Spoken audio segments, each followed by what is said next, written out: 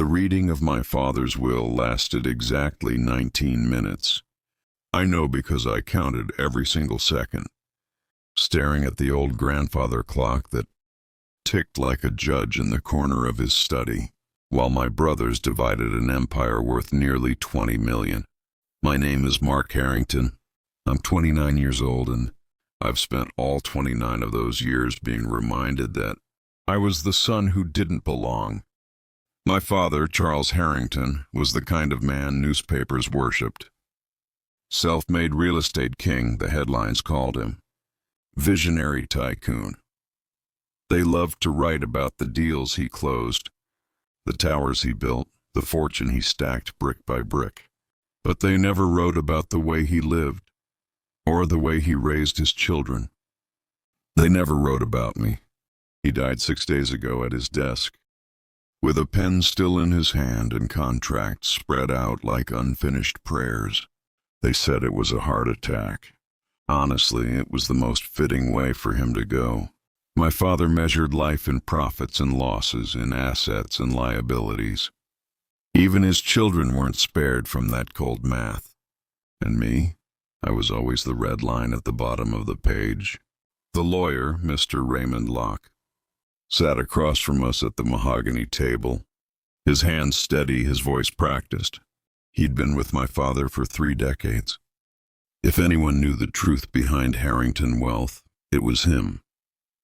To my left sat my oldest brother, Edward, 36 years old, already wearing the gold cufflinks he'd snatched from our father's dresser before the body was even cold. To my right was Philip, 33, scrolling through his phone, messaging his wife about which mansion they should move into first. And then there was me, the illegitimate son, the shadow, the reminder of my father's one mistake with his secretary nearly 3 decades ago. The will began exactly as expected. To my son Edward, Locke read, I leave the downtown skyscrapers and all the commercial holdings in Manhattan, valued at 10 million. Edward smirked, leaned back in his chair, and poured himself another glass of our father's century-old whiskey. To my son Philip, Locke continued, I leave the Hampton estate, the yacht collection, and all vehicles within the Long Island facility, valued at $8 million. Philip actually laughed out loud. Miranda's going to lose her mind, he said, no doubt thinking of the vintage cars sitting in that collection, some worth millions on their own. The reading went on, stock portfolios, Swiss accounts, art collections, even the private jet. My brothers treated it like Halloween candy, snatching up their favorites, gloating over every item, every dollar. And me? They kept glancing at me, smirking, waiting for my moment, waiting for the insult, because we all knew it was coming. The only question was, how small would it be? Finally, Locke's voice broke the silence. To my son, Mark. Both Edward and Philip leaned forward like vultures catching the scent of a dying animal. Locke reached into his briefcase and pulled out, not a deed, not an account statement, not a portfolio, but a single brown envelope. Its corners were worn, the paper aged, my name written across it in shaky handwriting, the kind that belongs to a man near the end. The room froze for 3 seconds. Then the laughter started. Edward nearly spilled his whiskey, doubled over. An envelope? 2 decades of pretending you were family, and he left you stationary? Philip chuckled, shaking his head with mock sympathy. Maybe it's a thank you card, or directions to the nearest employment office. Don't lose it, Mark. It might be the only thing you'll ever own from this family. Their wives smirked along, already sipping champagne, already tasting their new lives of luxury. Locke handed me the envelope. His eyes flickered just for a second with something almost like pity. The weight of it was nothing. After 29 years of trying to earn my place, my father had reduced my existence to a piece of paper that felt lighter than a bill. Gentlemen, Locke said, ignoring the laughter, Your father also left a final statement to be read aloud. He cleared his throat, his voice steady, deliberate. Blood may determine birthright, but character determines worth. Each of you will receive exactly what you deserve. The words lingered in the air like smoke. But my brothers didn't hear them. Too drunk on victory, too blinded by millions. They went back to arguing about who would get father's corner office in the company. I slipped the envelope into my jacket, stood, and walked out without a word. "Hey, Mark," Edward called after me. "If you ever need a job, I might have an opening in maintenance. You'd start in the basement, of course. But then again, you've always belonged beneath us." Their laughter followed me through the marble halls, past the portraits of Harrington men who had never once acknowledged me, and out into the autumn afternoon where my battered Honda Civic sat parked between their Maseratis like a punchline to a cruel joke. Inside that envelope was something that would shatter everything I thought I knew. But at that moment, I didn't know the truth. I only knew that I was done begging for scraps from their table. I sat in my car, engine off, staring at my name written in my father's trembling hand, and I wondered what final insult he had saved for me. I didn't open the envelope right away. In fact, I couldn't. I tucked it into the inside pocket of my jacket and left my father's study without another word. The room felt suffocating.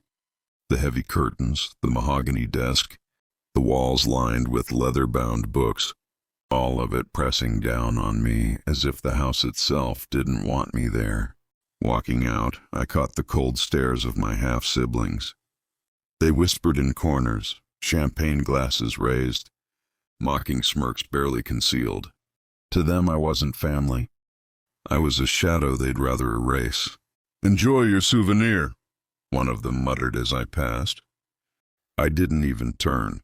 If I had, I might have burned the whole mansion to the ground with the anger boiling inside me. Instead, I stepped out into the sharp night air, and only then did I feel like I could breathe again. The city was alive, the faint wail of a siren in the distance, headlights gliding across the driveway, the bitter chill cutting through my suit. My hands were shaking, not from the cold, from something else. That envelope, it felt like it was buzzing in my pocket, like it had weight, not in grams but in history, in secrets. I drove home in silence, the city lights blurring past me. My mind kept replaying the look on my father's face in that final photo on the mantel, the way his eyes seemed to follow me even after death. By the time I reached my tiny Brooklyn apartment, peeling paint, buzzing neon from the diner across the street, a constant drip in the bathroom I still hadn't fixed, I felt wrung out. I threw my jacket over the chair and set the envelope on the kitchen table. And then I just stared at it. For hours, I paced. I poured whiskey. I lit a cigarette I didn't even smoke. Anything to avoid opening it. Because deep down, I already knew. Whatever was inside, it wasn't simple. It wasn't a gesture. It was a message. Midnight came. The streets outside had quieted. My neighbors upstairs stomped one last time and then went still. Finally, I sat down, one flickering bulb above me, a glass of whiskey sweating by my hand, and the envelope. I tore it open. Inside, a single sheet of folded paper, not thick, not formal, ordinary printer paper, as if my father had written it in a rush. I unfolded it. My pulse hammered in my ears. Just one line, typed cleanly in the center. Account number 5553-821-47, Zurich Liberty Bank. Your mother knew why. That was it. No signature, no letterhead, no "I'm proud of you, son." Just numbers. And a name. My mother. For years I'd carried the story they fed me, that she died when I was 3. Brake failure on the Long Island Expressway. A tragic accident. A life cut short. But seeing her name here, linked to a Swiss bank account, was like a dagger straight through the version of reality I'd been given. Your mother knew why. Why what? Why she died. Why she left. Why I'd spent my life as the forgotten son while the others drank champagne. I couldn't breathe. My fingers dug into the paper until it wrinkled. I opened my laptop. The screen glowed against the darkness. My hands moved before I even thought. I typed in Zurich Liberty Bank. The login portal appeared. Client access only. I entered the account number. The page paused, then loaded the second prompt. Verify identity. Enter SSN. I froze. This wasn't random. This account was built for me. Slowly, I typed in my social security number. Another prompt appeared. Mother's maiden name. My heart clenched. This wasn't just for me. It was for me and her. Like she had reached out from beyond the grave to guide me here. I typed it. Russo. Her name. The only piece of her I still had. The screen paused again. For a moment I thought I'd been wrong. That I'd entered it wrong, that maybe I was chasing ghosts. Then the page loaded. One number filled the screen. At first I blinked, thought maybe it was a formatting error. But the more I stared, the less it looked like a glitch, and the more it looked like the truth. 91,500,000. $91,500,000. Sitting in an account with my name attached to it. The glass slipped from my hand and shattered on the floor. I didn't even flinch. My father hadn't left me nothing. He'd left me everything. But why? And why through her? I barely had time to process when my phone buzzed on the table. Unknown international number. I hesitated, staring at it until the ring almost stopped. Then, against every instinct in my body, I answered. Mr. Mark Harrington? The voice was steady, accented, German, older, seasoned. My name is Heinrich Keller. The name meant nothing to me. But the way he said it, like he expected me to recognize it, sent a chill up my spine. I've been waiting 25 years for you to open that account, he said. The blood in my veins turned to ice. How do you know about that? I whispered. He paused. When he spoke again, his voice was lower, more dangerous. Because I knew your mother, and I know why she died. If you want to survive what's coming, meet me tomorrow, alone, 10 a.m., Washington Square Park. The line clicked dead. I sat frozen, the words echoing in my head. I knew your mother. I know why she died. My hand shook as I stared at the glowing 91,500,000 on the laptop screen. For years I believed I was the forgotten son, the failure, the nobody. But now I realized I wasn't forgotten. I was being hunted. Mark learns the shocking truth about the $91 million inheritance and receives a chilling call from a stranger who claims to know the truth about his mother's death. Washington Square Park, 10 a.m. sharp. The city was buzzing with life. Students rushing between classes at NYU. A saxophone player leaning into his melody near the fountain. Dogs tugging their owners along the pathways. But for me, the world had narrowed to one thought. Why had a stranger been waiting for me for 25 years? I spotted him almost immediately. Heinrich Keller didn't blend in. Tall, silver-haired, dressed in a charcoal overcoat that looked custom-tailored. He carried himself with the precision of a man who'd spent his life commanding respect. His cane wasn't for weakness, it was for intimidation. His sharp blue eyes scanned the park like a hawk searching for prey. When those eyes landed on me, he nodded once, as though I was late to a meeting he had scheduled decades ago. Mr. Harrington. His German accent was crisp. You came. I swallowed hard. I want answers. He gestured to a bench beneath the arch. Then sit. We will speak here, in the open, safer than shadows. I hesitated, then sat. My hands fidgeted, but his were still, folded on top of the cane. You found the account. It wasn't a question. Yes, I admitted. $91 million. My father left it. Why? And why mention my mother?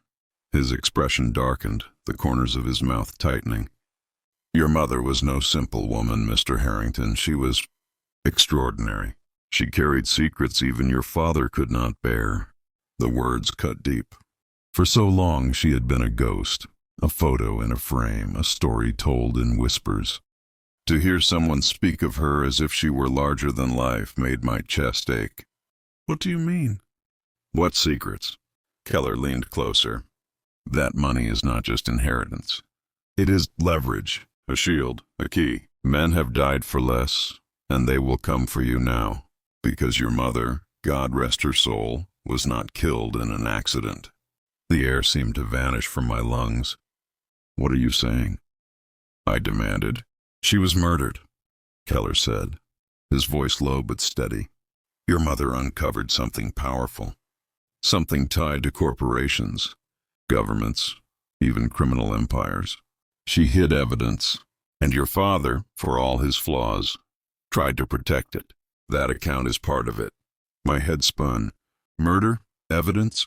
$91 million wasn't money. It was a map. A message. I gripped the bench. What evidence? What did she find? Keller's gaze flicked to the crowd around us. The joggers, the tourists, the chess players. Not here, not now. But know this, you are not safe. The moment you accessed that account, alarms were triggered. They know you exist. They know you have what they want. Who's they? Keller didn't answer. Instead, he pulled a small envelope from his coat and slid it onto the bench between us. Inside, you will find the first piece of the puzzle. A name, a place. If you want the truth about your mother, follow it. But beware. Once you step on this path, there is no going back. I stared at the envelope. My pulse hammered in my ears. What happens if I don't open it? I asked. Keller's eyes bore into mine. Then you will die without ever knowing who you really are. He stood, tapping his cane once on the pavement. You have a choice, Mr. Harrington, but not much time. And just like that, he turned and walked away. His figure vanished into the crowd, swallowed by the noise of the park. I sat frozen, the envelope burning against my hand. Every instinct told me to walk away, to throw it in the trash, return to my empty apartment, pretend none of this ever happened. But another instinct, sharper, louder, screamed that this was the moment my life had been leading to. I tore the envelope open. Inside was a photograph worn at the edges, clearly decades old. A woman stood beside a man in military uniform. Her eyes, sharp, knowing, mirrored my own, my mother. On the back, one word was scrawled in hurried handwriting. Budapest. My breath caught. Why Budapest? What had she left there? Before I could process it, I felt it. A presence. Someone was watching me. I turned my head just slightly, and there it was. A man in a black coat standing by the fountain. Not moving, not blinking, just watching. When our eyes met, he touched his earpiece. My blood turned to ice. They already knew. Mark meets Heinrich, learns his mother was murdered, and receives a clue pointing to Budapest. But before he can act, he realizes he's already being watched. The man by the fountain didn't move. Neither did I. We were locked in a silent standoff, his hand on his earpiece, my hand tightening around the envelope. The noise of Washington Square Park seemed to fade, replaced by the thunder of my heartbeat. He started walking, slow, deliberate, like he wasn't in a hurry because he knew I had nowhere to go. I forced myself to breathe, think. Keller's words echoed in my head. They know you exist. They know you have what they want. I stood, slipping the photograph into my jacket, and walked quickly toward the arch. My steps were steady, but inside, panic clawed at me. Behind me, footsteps followed. Not rushing, not running, just matching my pace. When I reached the street, I blended into the crowd. Students laughed, tourists snapped photos, Taxis honked in frustration. But the man in the black coat was still there, a shadow threading through the chaos, eyes fixed on me. I turned a corner. He followed. I crossed at a red light. So did he, ignoring the honking cars.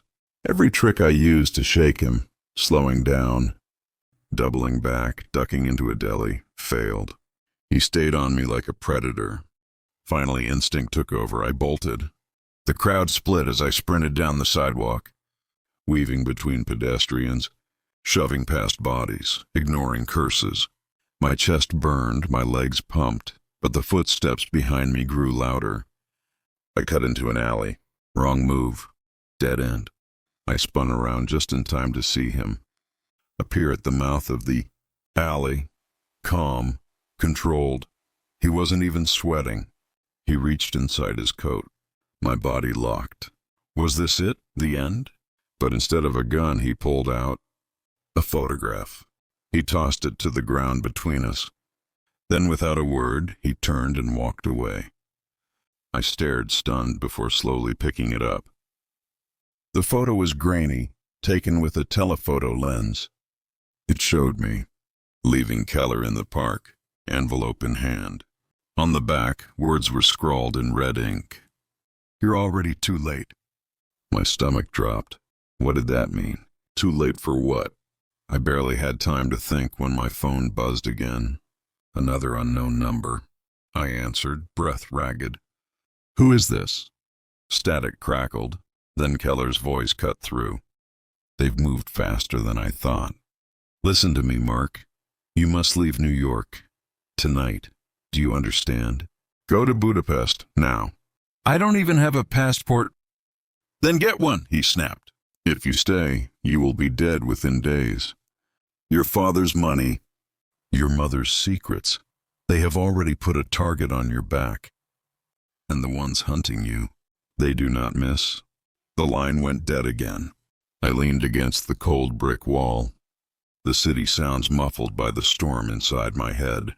$91 million. A murdered mother. A photograph marked Budapest. And now enemies closing in. I stumbled back to my apartment that night, but it no longer felt like home. Every creak of the floorboards sounded like an intruder. Every car idling outside made my skin crawl. I pulled the blinds, double-locked the door, and sat at the table with the envelope, the photo, and the account information spread before me. Budapest. That was the key. I opened my laptop and started searching flights. But before I could book one, my building's lights flickered. Once, twice, then blackout. Darkness swallowed the room. My laptop screen blinked off. My phone went dead in my hand. The power hadn't gone out on the block. I could see the diner's neon sign still glowing across the street. Just my apartment. And then came the sound, a slow, deliberate turn of my doorknob. Mark realizes he's being hunted, receives urgent instructions from Keller to flee to Budapest.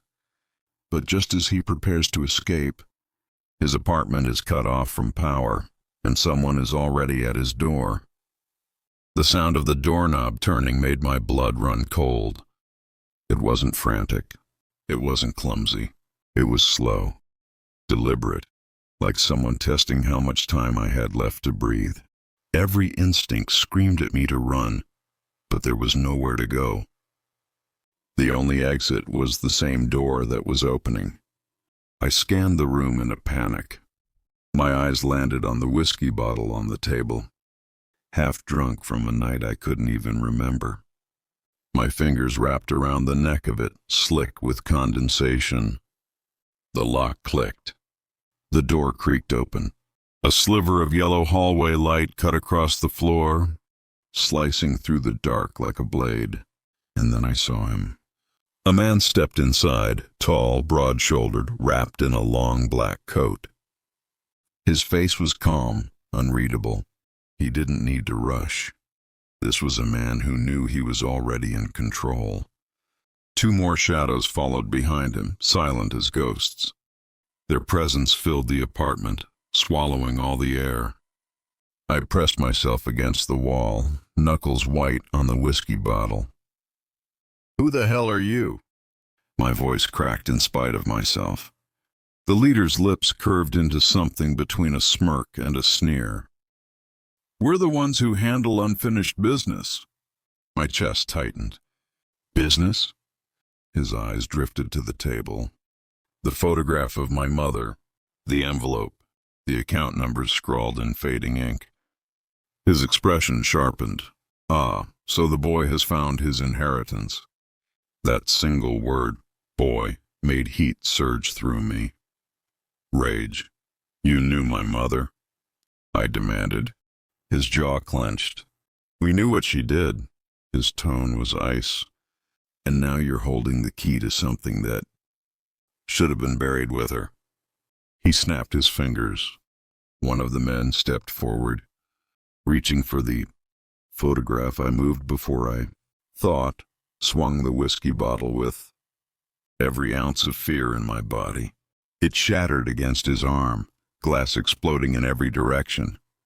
He yelped, stumbling back as shards cut across his jacket and skin. The leader's eyes hardened. He tilted his head. "So the boy wants to fight." The second man lunged. His fist came at me like a hammer. I ducked, the edge of the table catching his leg. His balance broke and I slammed my fist into his ribs.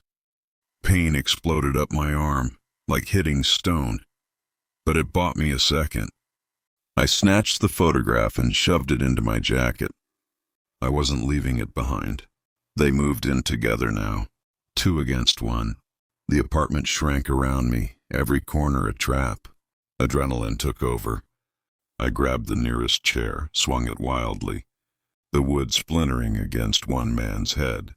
He dropped, crashing into the radiator, blood dripping down his temple. The leader advanced, calm as ever, and pulled something from his coat. My stomach dropped. A gun. He leveled it at my chest. The barrel gleamed in the dim light. The room froze. The smell of whiskey, sweat, and fear hung heavy in the air. "You think this is about money," he said softly. "It's about survival. And by opening that account, you signed your own death warrant." My throat was dry. "Then why not pull the trigger?" For the first time, something flickered in his eyes. He glanced toward my jacket, where the photograph was hidden. "That," he said, "is worth more than your life." I didn't think. Instinct roared louder than fear. I slashed upward with the jagged neck of the broken bottle. Glass ripped across his hand. Blood sprayed. The pistol clattered to the floor. We both dove for it. The fight was chaos. Elbows, fists, knees, blood. The pistol slid across the hardwood, spinning out of reach. The second man was back on his feet, staggering, blood running down his face.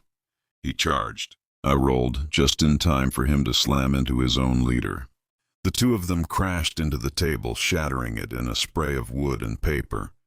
I ran, out the door, down the stairs, every step echoing like gunfire in the narrow stairwell. Behind me, their boots thundered closer. I burst into the night air, lungs burning. The neon glow of the diner sign flickered across the street. Cars screeched as I bolted into traffic, horns blaring, headlights blinding. A cab missed me by inches. Across the chaos, I saw salvation, a subway entrance. I didn't think. I sprinted. Down the stairs, shoving past strangers, my breath ragged and hot. I hurdled the turnstile, barreling down the platform just as a train screeched into the station. I threw myself into the nearest car as the doors slid shut. On the platform I saw them, the 3 men arriving seconds too late, the leader's bloodied hand pressed against the glass, his eyes locking on mine, cold, promising. And then the train pulled away. I collapsed into a plastic seat, my chest heaving, my hands trembling so badly I could barely hold on to the railing. Blood smeared my knuckles. My reflection in the subway window looked like a stranger, wide-eyed, wild, half-broken. The photograph in my jacket felt like it was burning against my chest. The one thing they wanted more than my life. And then it hit me. If they knew about the photograph, if they were willing to kill for it, then Keller wasn't safe. If Keller wasn't already dead, he soon would be. Mark barely escapes 3 assassins in his apartment. But as the subway carries him into the night, he realizes the danger isn't just for him. Keller, and the only man alive who knows the truth about his mother, has a target on his back. The subway rattled through the tunnels like a runaway beast. But inside the car, everything was suffocatingly still. My chest heaved, sweat soaked my shirt, and the copper taste of blood lingered in my mouth. The photograph pressed against my ribs like a hidden blade, the weight of everything my mother had left me. I looked around the train car. A few passengers sat scattered, a woman with headphones, a kid asleep on his backpack, an old man staring blankly into space. Normal lives, normal people, but I wasn't normal anymore. I was prey, and predators were closing in. The image of Keller's face burned in my head. He had answers, maybe even protection. But more than that, he was the last connection to my mother. If they silenced him, my chance to understand any of this would vanish. I pulled out my phone with shaking hands. My thumb hovered over Keller's number. What if they were already listening? What if by calling him, I led them straight to him? I typed a message instead. They're coming. Don't go home. Meet me where it all started. I hit send, praying he would understand. The train screeched into the next station. The doors hissed open, and my heart stopped. 2 men in dark coats stepped onto the platform. Different faces, same aura, same silence. Their eyes scanned the carriages one by one. My stomach knotted. They had more soldiers. The doors were about to close. If they saw me, I was finished. I leapt up, darted through the opposite doors just as they slid shut. My boots hit the platform, and I bolted up the stairs into the night. The city exploded around me, honking cars, flashing neon, the stink of hot asphalt and fried food from a vendor's cart. My lungs burned as I pushed through the crowd. Every sound felt sharper. Every shadow felt like it could kill me. I ducked into an alley, pressing my back to the cold brick, fighting to breathe. My fingers dug into the photograph. I pulled it out and studied it in the flickering light. My mother stood there, frozen in a moment decades old. But now I noticed something new. Behind her, a building. A stone facade with strange carvings. A crest etched above the door. Not just any building. I knew that place. It was in Budapest. A surge of nausea hit me. My mother had left me more than an account number. She'd left me a trail. But if Budapest was the destination, then Keller knew. He had to. I dialed his number at last. Screw the risks. The phone rang once. Twice. Then a voice answered, low and shaky. Mark? Relief nearly crushed me. Keller, listen to me. You're not safe. They're coming for you. A pause, then I know. I shot down my spine. You know? I whispered. I've been running for weeks. They're everywhere. But Mark, his breath rattled. Your mother's secret, it's bigger than money. You have to understand. The line cut. Static. No. I whispered, staring at the phone. The signal was dead or killed. A noise scraped from the alley mouth. Footsteps. I turned, heart hammering. And there they were, 2 more men, silhouetted in the neon glow, blocking the only way out. One of them held Keller's phone in his hand. My blood froze. They'd found him first. Where is he? My voice cracked with fury. The man with the phone tilted his head, lips curling. Closer than you think. He raised his hand. Not with a gun, but a small device, a tracker pulsing red. And then I understood. They weren't chasing me. They were hurting me. A black van screeched into the alley, doors flying open. Before I could react, hands grabbed me, dragged me toward it, my fists pounding, my lungs ripping out screams. A cloth pressed over my face.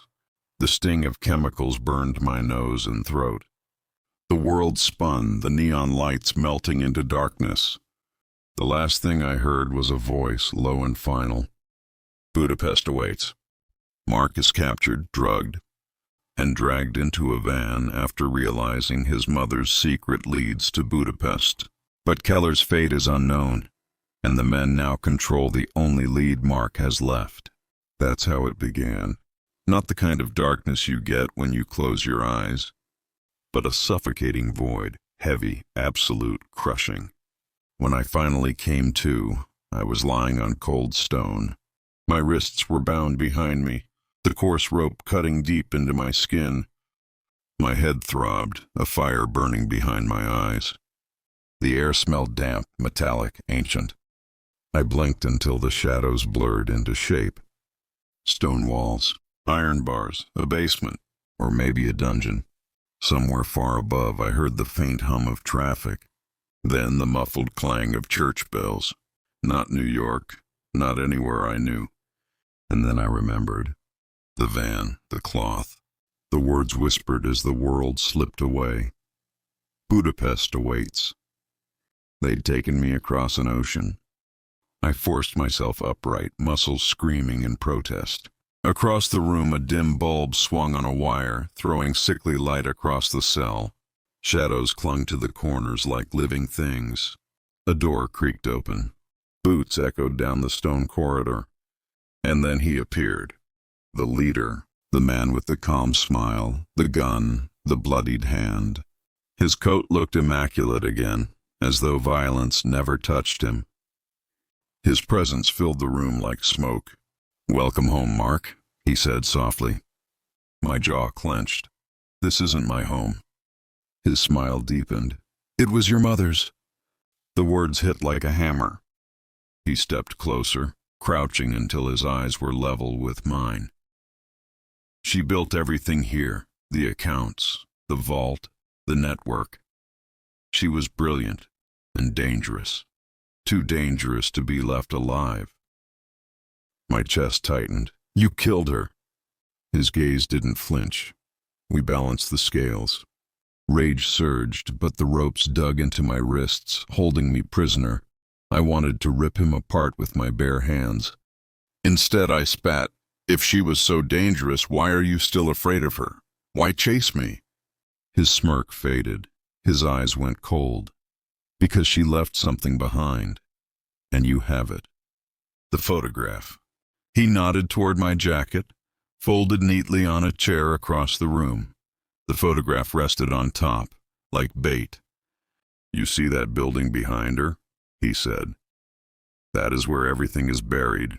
Codes, keys, ledgers, enough to bring down nations. She hid it from us, and from you." I swallowed hard. My mother, who I thought lived a quiet life, who I thought I never really knew, was at the center of something colossal. He straightened, dusting off his gloves. "We're going there tonight, with or without you." The door slammed shut. I was left in the silence of my own pounding heart. Hours passed, or maybe minutes. Time lost meaning. At some point, the door opened again, but this time it wasn't him. It was Keller. He looked like hell. His face was bruised, his lips split, one eye swollen shut. His hands shook as he carried a small tray of water and bread. My chest nearly broke. "Keller?" He froze, staring at me like a ghost. Then softly, "Mark, you shouldn't have come. You shouldn't have stayed," I snapped. "They're going to kill us both." He set the tray down, glancing nervously over his shoulder. "Listen to me. Your mother, she wasn't who you thought. She worked for them once, built their empire. But when she realized what they were doing, she turned. She stole the ledgers, the codes. She thought hiding them would stop everything." My throat was dry. Did it? His eyes filled with sorrow. "For a time, but not forever. They've been hunting her work ever since, and now they think you're the key. A weight pressed into my chest. My mother hadn't just been a victim. She'd been a warrior, a traitor to monsters. And now her war was mine. "Keller," I whispered, leaning closer. "We have to get out." He gave a bitter laugh. "Escape? You think I haven't tried? This place is a tomb." But then his eyes flickered to the ropes around my wrists. "Unless—" He pulled a shard of glass from his sleeve. "I kept this for the right moment." He crouched, sawing at the rope. Every scrape was agony against my skin, but after what felt like an eternity, it snapped. My wrists were free. Hope surged. "Keller," I whispered, "tonight's the night." The moment came faster than I expected.